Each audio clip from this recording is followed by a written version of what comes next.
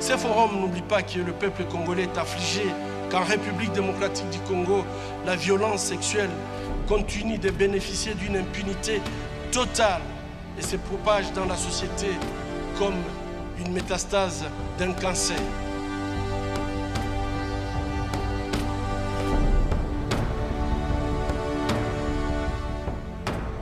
J'avais été formé comme gynécologue obstétricien et donc avec vraiment cet objectif de réduire la mortalité maternelle dans le milieu où j'ai travaillé. Et malheureusement, en 1996, avec la guerre qui a commencé au Congo, je me suis retrouvé en train de soigner des femmes qui étaient violées avec une extrême violence, c'est-à-dire qu'elles se présentaient avec des lésions génitales indescriptibles. Je crois que cet incident a croisé mon chemin et je n'avais qu'une obligation, c'était venir en aide à ces femmes victimes de violences sexuelles avec extrême violence.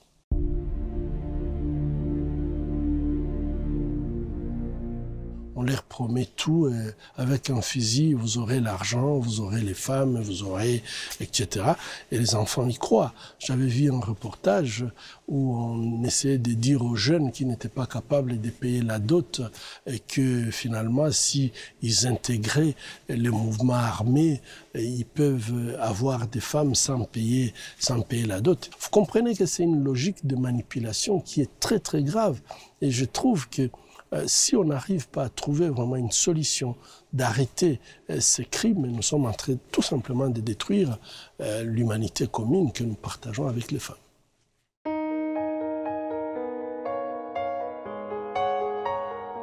Le viol est reconnu comme un crime de guerre. Il peut même être crime contre l'humanité, au crime même de génocide. Mais le grand problème, c'est que lorsque ça se commet dans la forêt équatoriale, il n'y a pas de structure médicale, il n'y a pas la possibilité de collecter les preuves.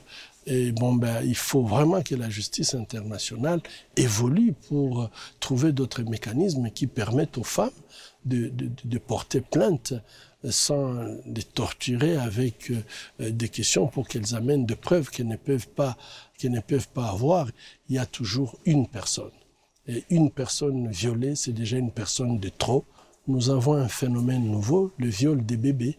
Et là, les bébés, ce ne sont pas comme les femmes. Lorsqu'un bébé de 18 mois, 12 mois, 3 ans est pénétré par un adulte, les lésions sont telles que il n'y a personne qui peut poser des questions.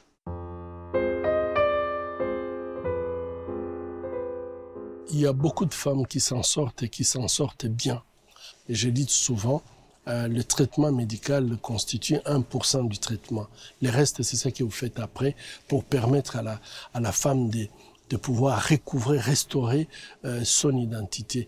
Et aujourd'hui, je suis très très content de voir la capacité, la résilience des femmes. Ça me surprend, parce que quand elles viennent à l'hôpital, parfois moi-même je me dis, elle ne s'en sortira jamais dans cet état.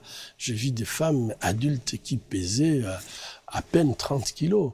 Et donc j'avais le sentiment qu'elle ne pourra jamais s'en sortir. Mais lorsqu'on la traite physiquement, on la rassure sur le plan physique, qu'il y a des psychologues, des assistantes sociales qui l'assistent comme il faut, lorsqu'on la donne le moyen de recommencer la vie, je trouve que beaucoup de ces femmes, et que la justice suive, il y a beaucoup de femmes qui, au contraire, non seulement elles sont capables de se prendre en charge, mais elles prennent en charge leurs familles, leurs enfants, et souvent, elles deviennent même des militantes, des activistes des droits de l'homme qui se battent pour le droit de leur communauté, ce qui est une force extraordinaire.